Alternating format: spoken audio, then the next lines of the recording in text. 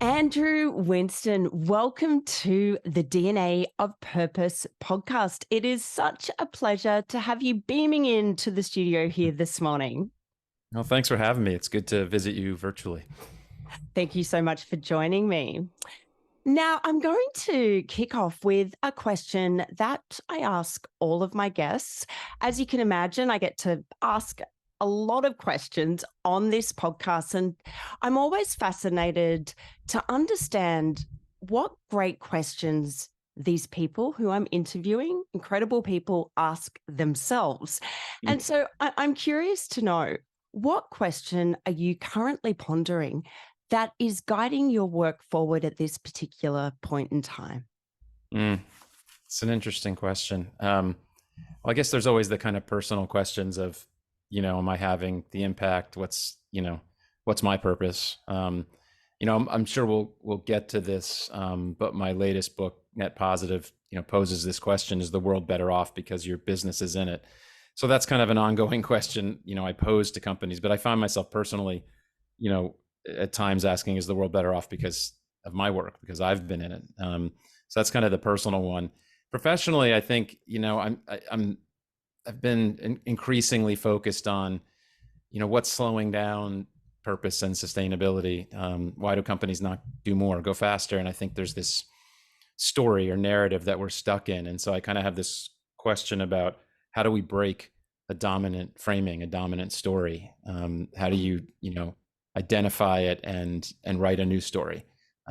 Because we're stuck in one that says that, the purpose of business is to profit in the short run and make as much money as it can. And the purpose of society or government is to have high GDP, right? And high stock market. And so there's this story that we live in. And so I'm constantly asking, how do we write a new one?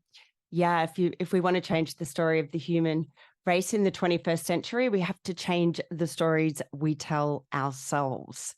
And I Yes. think that's especially true in business. And I'm hoping over the course of today's conversation, we will get inside how to flip that story. So I'm going to keep moving because I have so many questions here. Okay.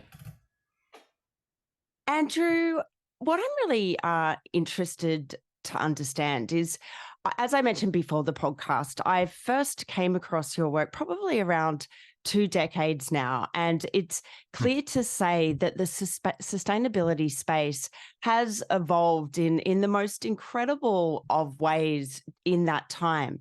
Now, I've got your book, Net Positive, on my desk, and in the book, you and the co-author of the book, formerly the CEO of Unilever, Paul Polman, brilliantly tie together three major trends, being the climate consciousness of millennials and Gen Z, the push for transparency due to the digital revolution, and exponential progress, all obviously underscored by the urgency for climate action.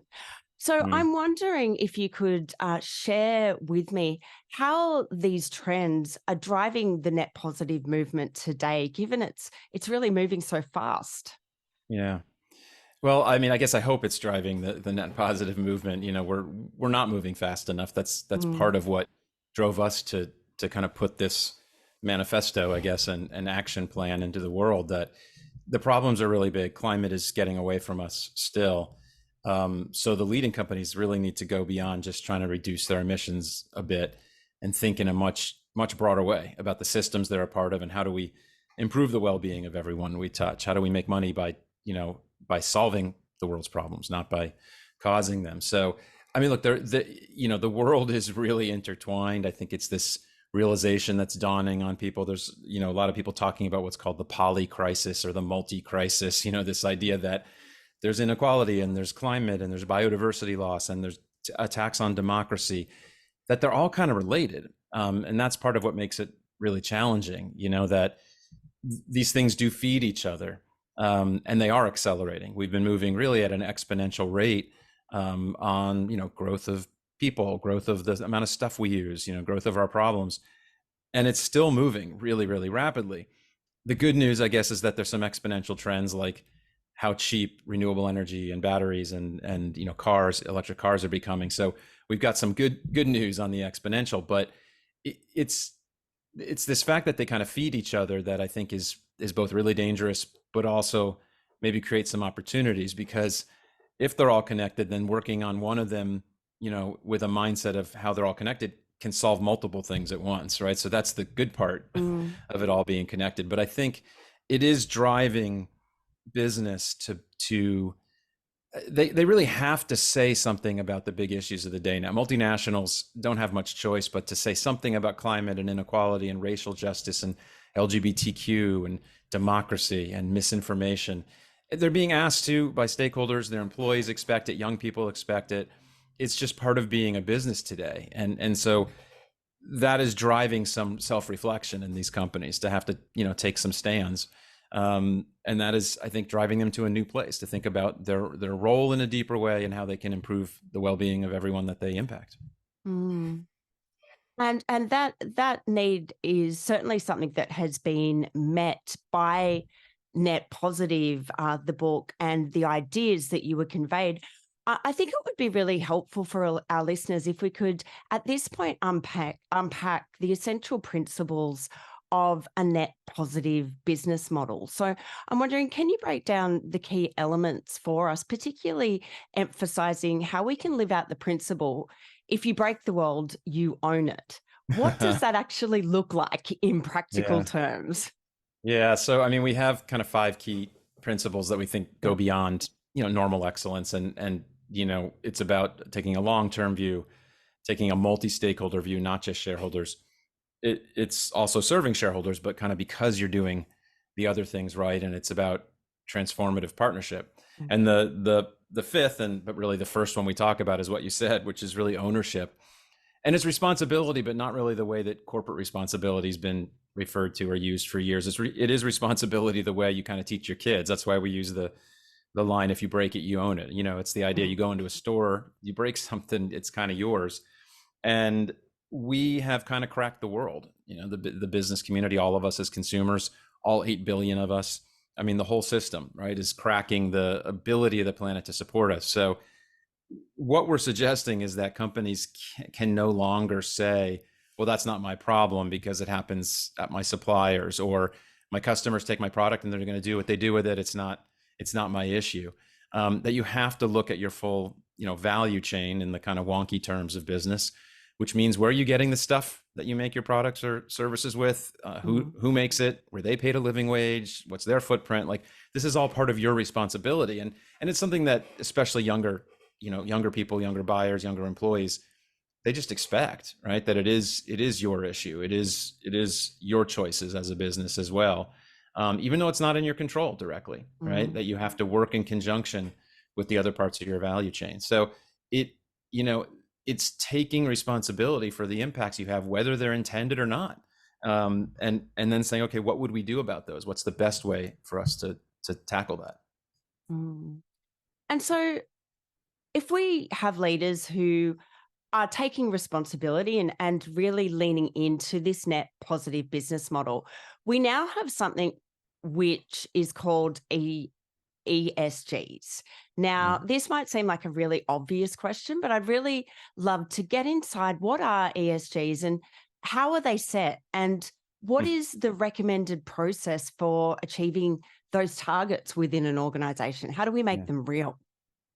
Well, so just kind of definitionally, ESG is environmental, social, and governance. It's an acronym, in and of itself, it doesn't say much. It just tells you here's some categories of things that a company needs to be looking at. But it's really an acronym from the financial world. They use it to talk about the things that might impact a company, that might create risk for it, that could affect it as an investment, right? And that is not the same thing really as sustainability.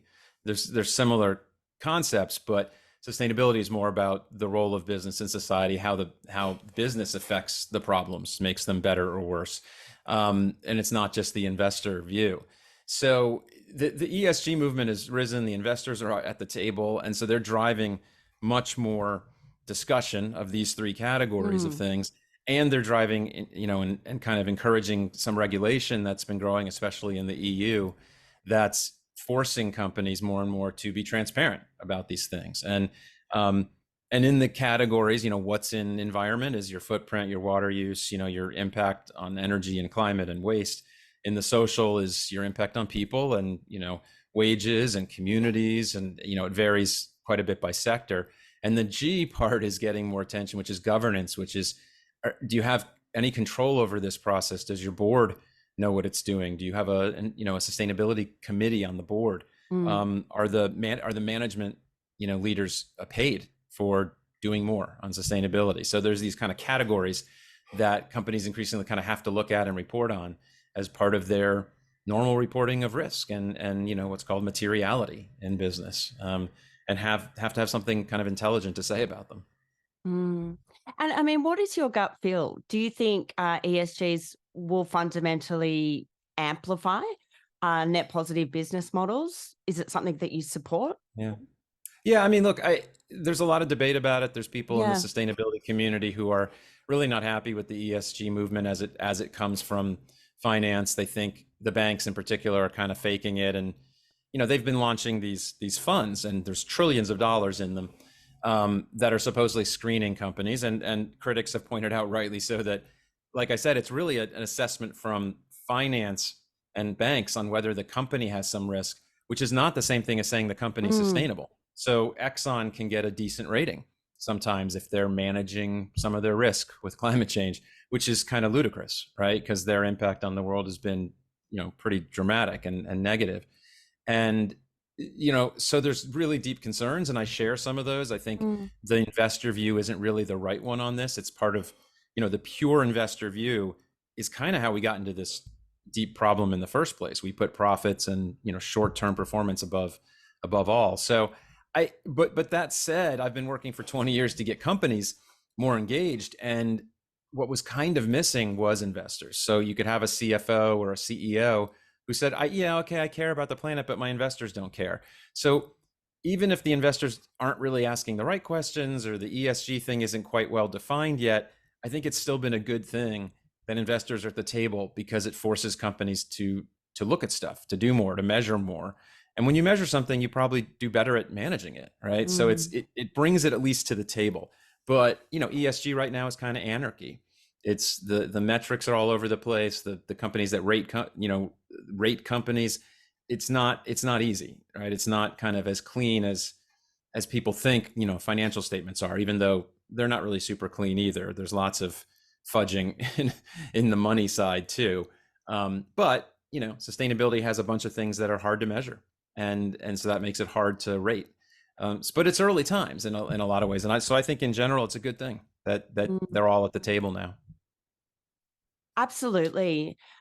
And I guess on the other hand, I mean, it's great to be setting targets, but the real question is, how do you execute on those targets? How do you actually integrate some of these practices? And so I'm wondering, what does a net positive leader look like? What are the specific skills and personality attributes that truly allow a leader to integrate these changes within an organization?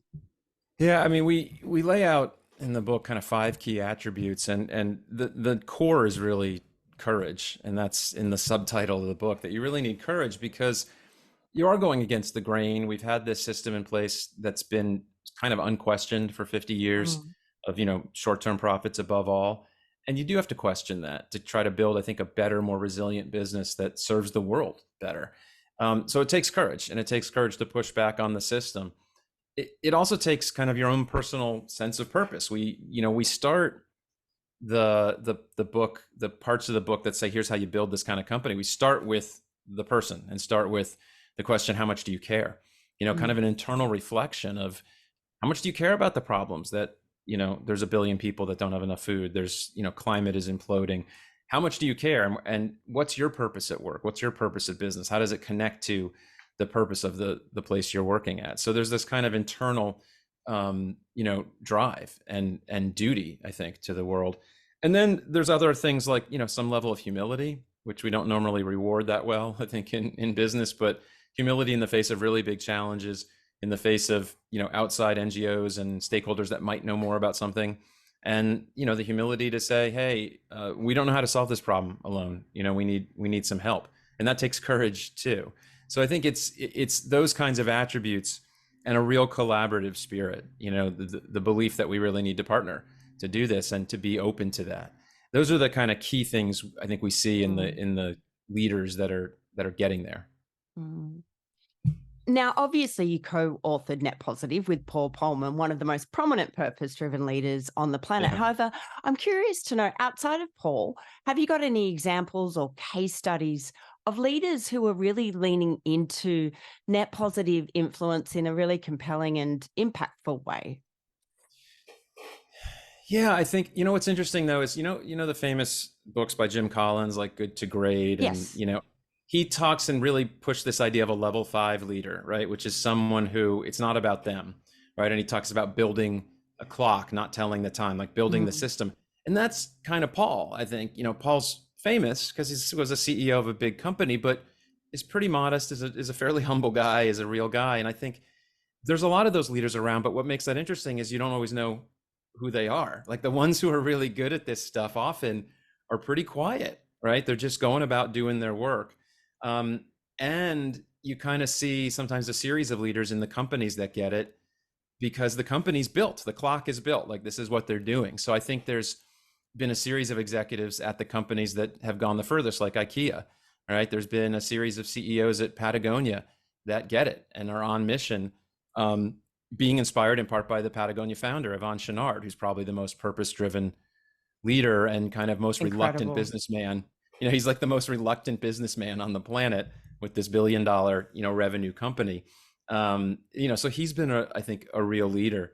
And I think you see, leaders that have then kind of jumped in and out of business. There's one of the leaders we talk about in the book, Ajay Banga, ran MasterCard and really focused a lot in that company on well-being and livelihoods, and now runs the World Bank. Like that's a really interesting transition to putting his belief in kind of decency and purpose into, one of the most influential institutions in the world, and so he did that both in business and now in this, quasi-government, quasi-financial institution. So I think there's a handful of people like that. And in the book, I'll just, one last example that I give is a guy named Ed Stack, who is the CEO of Dick's Sporting Goods in the US. And after one of the horrible massacres in the US, he realized that they were selling guns and selling the kinds of guns that people were using to kill kids in school. And so he drastically reduced their gun sales. He got death threats, he lost customers, but it really was this incredible moment, for his company to take on what was something like 1/8 of their business and potentially wipe it out. So there's examples like that where companies really stand up, and for the most part, they've done really well in the long run, these companies that stand for something. And we're in a really tough time where companies are under pressure in the US in particular, and some have been beaten up and some are taking that as a sign that you shouldn't stick your neck out. But I don't think that's true. I think the courageous generally do well. They get a good following, both their employees and customers. Certainly. And my hope is that we hear more of those stories as well from those CEOs, because, I think that is what will go on to inspire younger leaders to really step up and lean into net positive business. While on the subject of, I guess, quote unquote, future of work, I'm really curious to understand whether you believe that sustainability will continue to be kind of a silo in business rather than something that really sits underneath the entire organizational change or transformation. To give you an example, one of the things that I've really been pondering is this kind of disconnection between sustainability and hybrid working. Now, I know a lot of leaders at the moment are really resisting remote working. They don't like it. They want people back in the office. In fact, some people are even incentivizing people to come back into the office. Yet at the same time, there's other data showing that hybrid work models could slash carbon emissions by up to 70% in the UK and 87% in the US, which is huge. Considering this juxtaposition, I'm sure, there are other obvious gaps or opportunities like this example. Do you believe that leaders need to make bolder decisions to really disrupt this business as usual Yeah. paradigm? Yeah. I mean, well, I'd be interested to see the data on that, on the reductions. I assume that's kind of from transportation or commuting or something. It's can't be for the whole economy, but I think Yeah, it's got a I think a good lever there to try to reduce emissions if people are yeah. working at home. And it's going to be really I interesting to can see how send this you that plays out. research. Yeah, no, I'd Mhm. love to see it. I think Yeah. it's going to be interesting to see how this plays out with Gen Z not wanting to work in offices for the most part and wanting Well, flexibility, exactly. and they're increasingly, part of the workforce. So um, I think, I got lost on the commuting thought in my head. What was the question was about? Well, it was just looking at these sort of gaps, essentially, Yeah, like looking at, you've got CEOs who on one hand are going, we want everyone back in the office, right. we need to Yeah, foster right, about being collaboration, courageous. connection. But actually, there's this huge opportunity to slash Yeah, carbon emissions in a solution that's already happening. yeah. No, I think, I mean, you're right. You need leaders who are willing to challenge the status quo more. We need Mm, that across. I mean, you talked about the paradigm. I mean, we're in one really strong paradigm that's it's so deep and accepted that most people can't even see it. That does say business its only purpose is profit, and that the purpose of government is to increase GDP, right? Increase mm, the stock market. These are the dimensions, and it takes some courage and I think some independence of thought to step back and say, is that right? Is that really the best way forward? Is that healthy for us? And I think, questioning the way we work right now is tough. It's unclear to me in a way why so many companies are pushing people to come back. Like, are do they have really clear evidence that productivity is higher, that you get some more creativity? Maybe, but I feel like it's a little bit, just as you say, that's just what they know. It's a little more mm, just kind of traditionalist. I think younger employees think, if I get my work done, what difference does it make if I'm there, or if I do it from 7 to 3, or 9 to 5, or whatever. mm. I just think there's a tension building here. But yeah, I mean, we need leaders that question the way things have been done, because we're driving off a cliff. The planet is kind of imploding. So we have to change something pretty fundamentally about the way we operate. Mm. So, Andrew, given the focus of this podcast is all about purpose, I'd really love to dive into the space in between sustainability, ESG implementation, and an organization's purpose.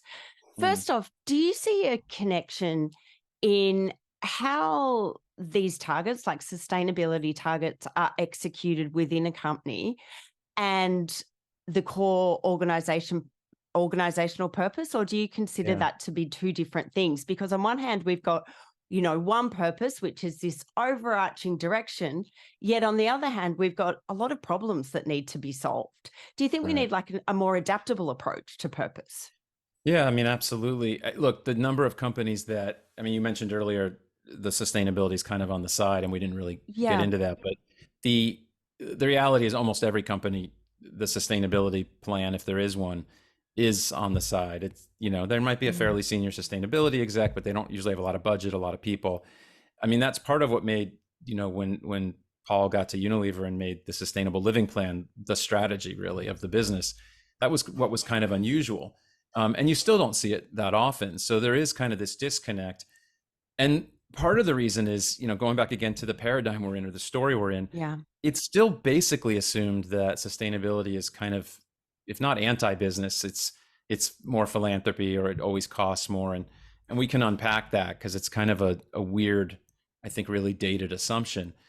But it means that it sits on the side generally, and getting it really ingrained is really kind of the mission of my work, and making it, like many other things in business, just something you do. Like, if someone said, are we going to try to do things with safety as one of our core principles, who's going to say no, right? But Mm. safety was a movement decades ago, and quality, right? There's all these things that became the norm in business.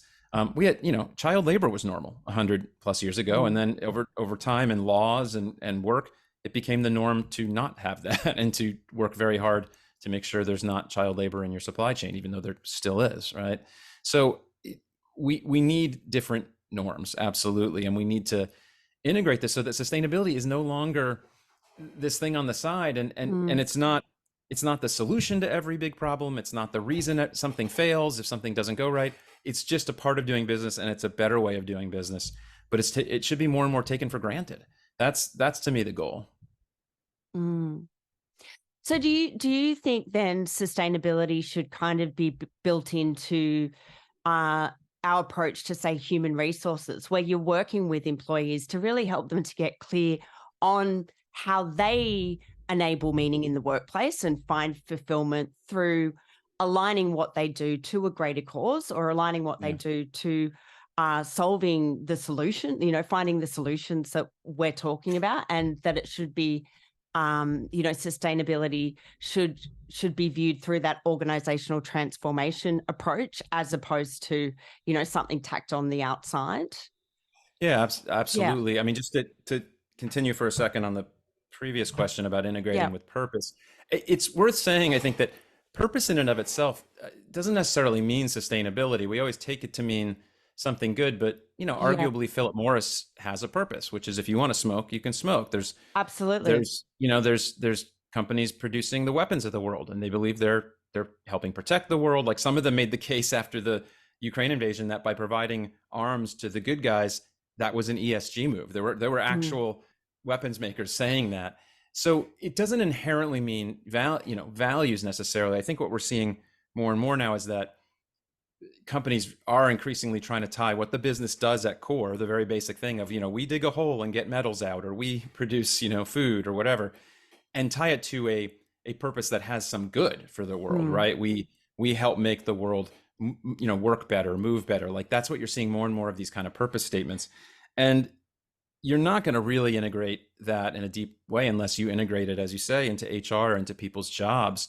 HR Mm. has been, I think, one of the least focused on areas in sustainability, and I think that is changing, and it's a shame, because I think it's really, really critical that you're Absolutely. hiring with sustainability in mind and the skills you want people to have, that you're incentivizing people, that they get promoted for doing the right thing on these issues and helping the company meet their goals, and that you're building it into compensation, right? You're building it into Mm. pay, and all of those things. So you need HR, and part of HR is learning and development. And I've spent a lot more time this year developing some classes to try to upskill, help companies and executives Amazing. understand these issues more.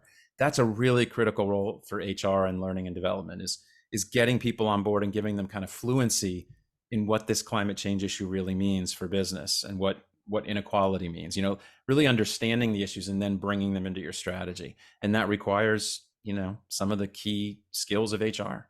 Mm. So, Andrew, in your book, you delve into blowing up boundaries to foster innovative thinking in business.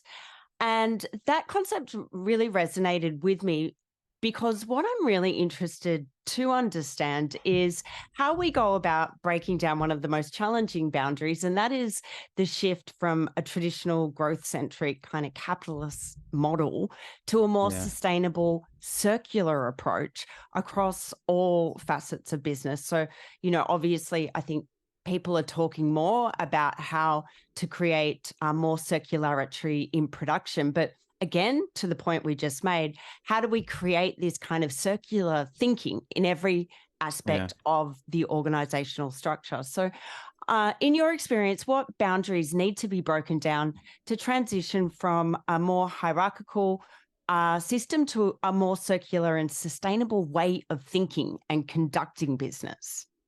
Yeah, I mean, the boundaries we talk about in the book, where they kind of start with the boundaries in your mind. And Mm. part of, I mean, I said before, sustainability should be treated like quality and like marketing and other things in business.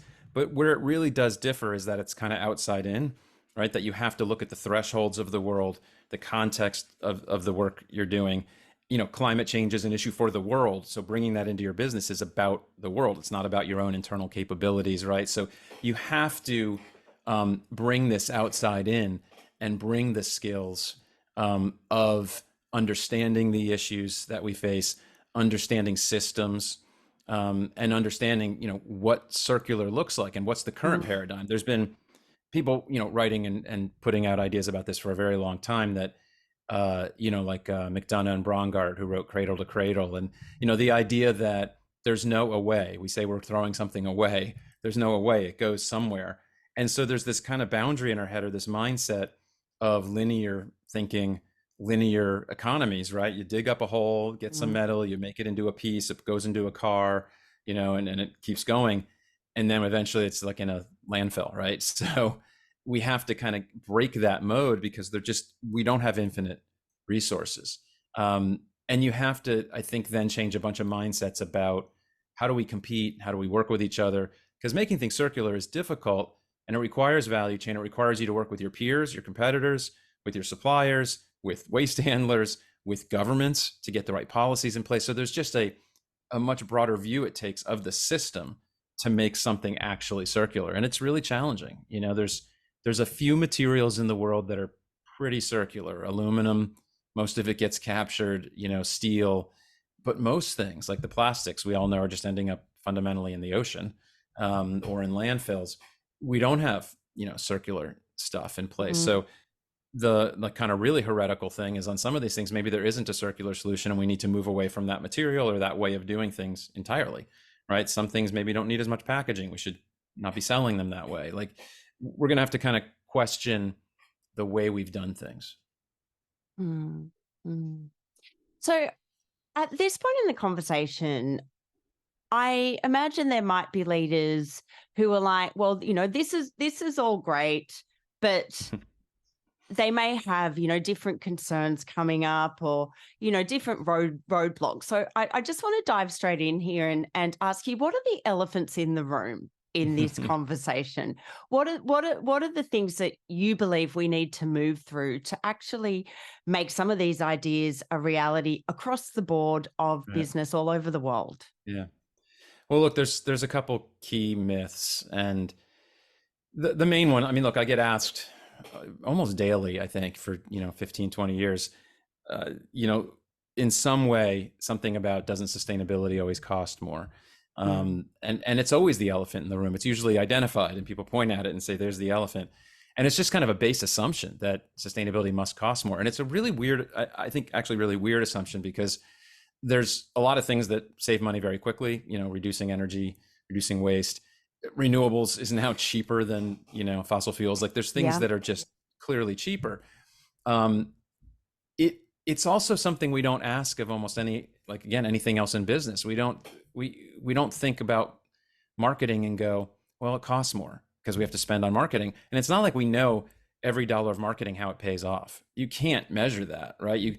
There's a famous line, from like 100 years ago about, half my advertising is wasted, I just don't know which half. There's still some truth to that, right? You put out all these brand ideas and you put out ads and you don't really know what's working. So there's lots in business that we make investment decisions. We believe it's strategically smart for building the brand, for building the business, and we do it anyways. And I think sustainability, as I said earlier, just needs to be taken seriously in that way. So it's kind of always got this burden that is not like other parts of business. And I think that's the kind of biggest elephant in the room. The other things that, we talk about in the book about elephants are the really hard issues that companies don't really want to talk about, but I think it's difficult to say that you're having a positive impact on the world if you're not really addressing them. And it's things like money in politics and, corruption. It's executive pay, which is one of my favorite / least favorite topics. It's out of control. It's taxes, companies paying taxes. It seems like it's sport to try to avoid it, but then you're not really contributing to society through, direct payment for our shared services, our shared existence. So there's a bunch of things that kind of need to be on the table for companies to really, I think, be taken seriously as contributors, as, good citizens. And what companies do you believe are really role modeling this well? It's not a lot. I mean, on some level, there's no company that is net positive that has got this all down. There's a bunch that have pieces of the story. Clearly, because I worked with Paul, and I think he was one of the most respected CEOs, and Unilever was ranked every year for, I think, the last 15 years by kind of insiders and sustainability people as the most sustainable, which is kind of dangerous in a way for the world, because it's nowhere near sustainable, right? And we need to go much further. But Unilever has modeled this for a long time, even before Paul, there was a history there of engaging on social issues. But they've modeled this kind of deep partnership behavior to address really big issues, or really working with communities to help them develop in so many places, in so many countries in the world. And that was kind of the fun of, for me, doing the research behind the book, was discovering all the things it was doing around the world that people wouldn't have known about. There's others, again, that kind of have a piece of the story. IKEA, makes more energy at its stores than it needs for running the stores. So in its direct kind of what they call scope 1 and 2 emissions, it's producing more. It's actually feeding back to the grid and now selling to consumers. They're selling solar, so they're having an even bigger impact. That's net positive. That's kind of what it looks like. You have some big tech companies like Microsoft and Google that are really committed to getting to decarbonized power for their giant data centers. And they're putting up some real money, actually. I mean, as much as I say sustainability doesn't have to cost more, there's investment in new technologies that someone has to be kind of an early investor. Often that's the government. But Microsoft and some other tech companies, they're spending real money on carbon capture, because in the end, we're going to need some version of that to really control carbon emissions. And so they're spending a bunch on experiments, which is really bold. And I think, real leadership. And that, I think that's what it looks like, right? You got to actually take some leaps. You got to be the first. Most companies want to be fast followers now. It's kind of their famous strategy, but it just doesn't seem very exciting. Don't you want to be a leader? Don't you want to be kind of leading the parade? Yeah, yeah. So, Andrew, as I mentioned before the podcast, I've been following your work for probably close to at least over a decade. I remember when I first came across your work, I think the book that you had released was Green to Gold from memory. And, as I've already said, like, the world has evolved in this space a lot, but it also feels like there's a long journey ahead of us. In your heart, are you optimistic about the possibility here? Yeah, it's funny. I get asked that quite a bit these days, which is Yeah. more of an indication of where everyone's at, maybe, than whether it matters what I think. I think Yeah. it's just a very common. I get questions like, "Are we going to make it?" The really dark questions, and yeah, I mean, yes, I am, and I'm not. I think it's really hard, but we can hold multiple thoughts at once that have some Yeah. competing. It's really, I mean, we're in a very kind of black and white world these days. Social media, everything's made people kind of take these stands and go with their tribe and say, have this direct opinion. And we see it on, Israel and Hamas right now, like these incredible, like the most complicated issues in the world throughout history. And people are just instantly going, I've got an opinion. And so I think you can hold multiple thoughts. And that's, I guess, in a way, how I get through the day, which is that the problems we're facing are severe. They are extreme. Climate change is really bad. If you follow it at all, it's worse. It's worse than people realize. It's, we're really destabilizing the planet and making a bunch of places uninhabitable. And that's coming. And we're not going fast enough to stop it. And it's not pessimistic to say the fact that emissions are still rising. Like, people say, are you pessimistic? I'm like, well, we're losing. That's just the fact. But that said, we're also winning. We're losing slower. We're winning in the transition to renewable energy and EVs, and it's coming really, really quickly, right? So it's hard not to be optimistic about how clean the grid is going to be, how clean transportation is going to be, how clean the air is going to be when we get there. I mean, it's going to be much nicer to live. And then I'm optimistic in part about young people, right? There's a lot of dichotomies going on in young people. There's anger. There's people who are disaffected, say, I don't want to have kids. But then there's just, many who just think, let's get going. We got to tackle this climate thing, and are really, really engaged. I see it at, business schools. I see it at young employees at companies. They get climate change. Polls show that, I think 20 to 30-year-olds, whatever, climate change is one of their biggest concerns, like in anything, war, economy, it's climate. So that kind of gives me hope, right? You can see how well they know how to mobilize. Like, Greta Thunberg was a 16-year-old girl who got millions of people into the street in a very short time. And it's a skill set that I don't think, the older ones of us, I'm a Gen X, it's a skill set we probably don't really have and don't fully understand. And so that does make me optimistic. But let's be clear, we have a really long way to go, and the system fights change. The antibodies against sustainability are really strong, and vested interests have a lot of money and a lot of power. So it's going to be really challenging. So I kind of hold two thoughts most of my days. I'm kind of yin yang, about it. Yeah. There's that we're both winning and losing, and that's a tough thing to kind of grapple with. But I think it's the reality. Yeah. It's interesting hearing you talk to this subject, and I've heard other experts in the space speak in the same way, and I do get a feeling that in a way there needs to be more truth in the public messaging around climate. Like it almost feels like the true impact is being dulled down a little bit, and that we need to have kind of more honest conversations in order to really wake leaders up to say, hey, this isn't just about something nice to do. Like if we don't Right. actually create this shift, it's going to significantly impact the planet for future generations. Do you think leaders really get the significance of net Mm. positive and the work that we're talking about here? No, not by and large. I mean, Yeah, look, it's hard in a way, it's hard to understand. It's scary, right? So easily, yeah. it's not surprising that people latch on to someone's telling them, hey, maybe it's not so bad, which is kind of the message you hear still coming out of maybe the fossil fuels and the think tanks that are behind this. They'll say it's not so bad, or hey, it's going to be too expensive, or EVs have a footprint. Like there's all these kind of little, statements and hurdles they put in the way. Mm, But I think very few of us, and sometimes this includes myself, have really internalized what the data on climate shows, and what's already happened on climate, what that shows us, with the wildfires and the floods and the stronger hurricanes, all of that. It's if you really internalize it, there would have to be really, really deep change, right? And that's really hard for people to take when I mean, talk about executive CEOs, they're the winners, right? In mm, society, fundamentally, right? absolutely. They're very, very wealthy, more wealthy than people realize. Like the C-suite is just many, many millions of dollars for big companies. And so they've won in the system that they know. And it's really hard to say to them, okay, that system is broken, it's actually killing us. Um, and so you need to change it fundamentally. It's just Oh, so yeah. very few have really internalized it.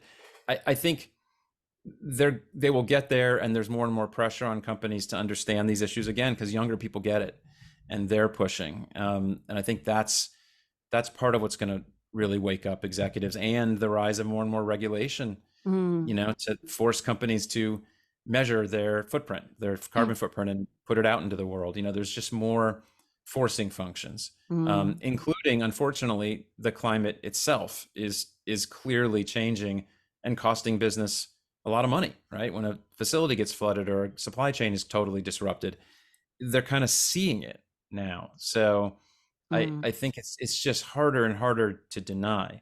But that doesn't mean they've internalized the level that you're asking, which is we really got to make our business something that serves the world, in a really positive way. Yeah. That's still not many. Again, I think younger leaders get it better. I Well, had actually, I just had a company tell me this. The head of sustainability said, as you get higher in our company, they get it less and less, which I think is kind of true of every company I know mm, well. And that's partly just age, yeah. it's partly generational. Well, and I think, in listening to you, there's a recognition that the solutions we need actually require a different kind of leader, because I think a lot of the CEOs, to your point, have come up this hierarchical system that essentially puts them on top of the mountain, but that hierarchy is completely built upon the premise of having more money, Right. more things. And, so much of our society has been, up until this point in time, built on that hierarchy. And as you said, that hierarchy is actually what is destroying the planet.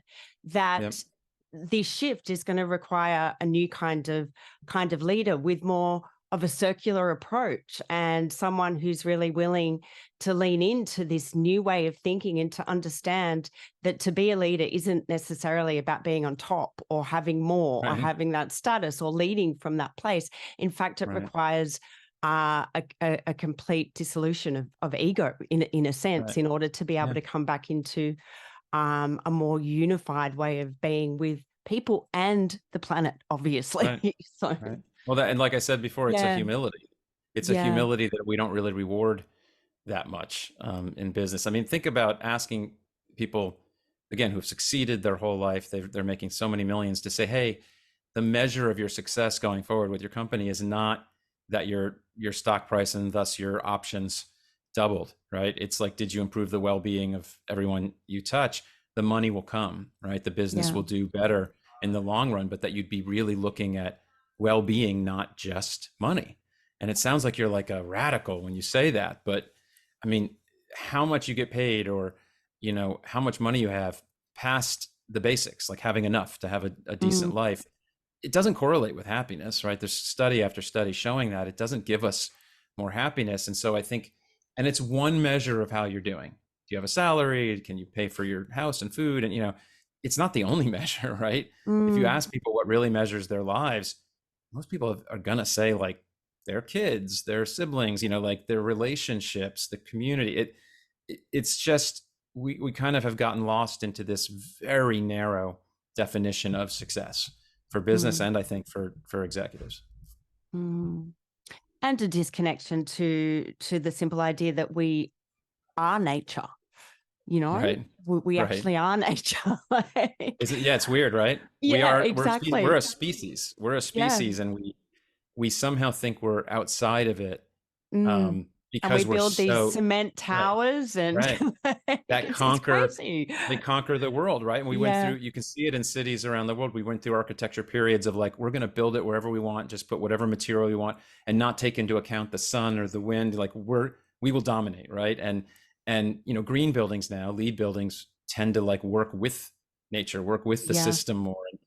It is strange because we are, I mean, dominant doesn't even describe, I mean, we're so dominant, we're wiping out half the other Mm, species. And I heard a geologist recently say something that is, I'm still kind of getting my head around, that they believe that humans now move more materially every year than natural processes. Which, if you stop and think about that for a second, natural processes is like lava and magma and like earthquakes and like we move more stuff. We are digging up and moving more material. We are so powerful, and mm, it's both scary, but I also think if we're that powerful, we are powerful enough to destroy the world. We can absolutely use up everything and destroy it. That means we're also powerful enough to move quickly on solutions and to go faster than we thought. Like, we have the power to not, right, to not destroy everything, mm, and to improve the well-being of people, make sure everyone has enough within the bounds of the planet. We can mm, do it. And we have most of the technologies, and we have a lot of money, actually. Like, there's a lot of money. So we can do this, right? It is about will on some level, and kind of breaking this system that we're in. mm. So as we come to the end of the podcast, Andrew, I'd like to ask you, is there anything that you feel is really important to share with our listeners that you haven't touched on during the course of the conversation? Yeah, I mean, look, it's often, so I worked for years and have worked for years on what I consider kind of the most important issues, like climate change. I think Mm, is existential. But then in recent years, it's become clear that the more immediate existential crisis is democracy, is misinformation, right? Because without good flows of information, without a working democracy and people and representation, it's going to be pretty impossible to tackle climate change. So we have to get kind of the basics that are under threat. So I end up talking about this at some point, when we get to root causes, that we have to defend democracy, and we have to fight the rise of kind of autocracy around the world, and that there's this deep connection to how we're all interacting, and the way social media works, and the way the algorithms work, and the way information flows. mm, It's really, really tearing us apart. And we're all addicted, right, to our phones and our streams of information. And this all connects to all my work, because misinformation is partly why still so many people aren't sure about climate change, right? It's like willful misinformation that just gets sent around, and it's why you end up with people not wanting to get vaccinated, and you get into some dangerous territory when you get anti-science, anti-quote elite, anti-knowledge, anti-expert. It's really hard to make progress in the world with that really deep distrust of information and each other. And so I think you asked before about the questions that are bothering me. I mean, one is just how do we interact with each other better than we seem to be doing now. Like I'm sure you've noticed, everyone's noticed, like everyone's gotten nastier, right? Like online comments have gotten more and more nasty, and they've started to bleed into people are doing it face to face now, which I didn't think was true not long ago. And they just seem willing to say almost anything, right? And there's not an assumption of positive intent or an assumption of someone being, doing what they believe is right. There's just this kind of, your hackles are raised, like a dog that's like ready to, to bark. It's like everyone's kind of starting from this really tense place because the world is really tense, but it's so unhealthy, and it makes it hard to work together. And, we can't make progress on sustainability without working together. Andrew, gosh, I just want to say it's been such a privilege to have you on the podcast. I'm incredibly inspired, not only by the work that you're doing in the world, but your ability to lean into truth telling on this subject and to essentially inspire today's leaders and particularly the next generation of leaders to really lean in and to really approach business from a more holistic perspective, with the fundamental belief that together we absolutely do have the power to change the world. Thank you so much for joining us on the DNA of Purpose podcast. Where can our listeners find your work? Oh, well, first, thank you. Thanks for having me, and thanks for the work you're doing. I'm kind of easy to find. My name, Andrew Winston, is the .com, andrewwinston.com. And you'll see there kind of what I do and links to things I write and links to books and all those things. I do a lot of speaking around the world so people can find me. And, and on LinkedIn, come follow and see the things I'm posting and sign up for my blog, all those kind of good things. Because, I'm posting things all the time. Thank you so much for having me. Oh, you're so welcome, and hopefully you'll be back in Australia one day speaking as well. We'd love to have you here. I'd love to come. Thank you so much for joining us on the DNA of Purpose podcast.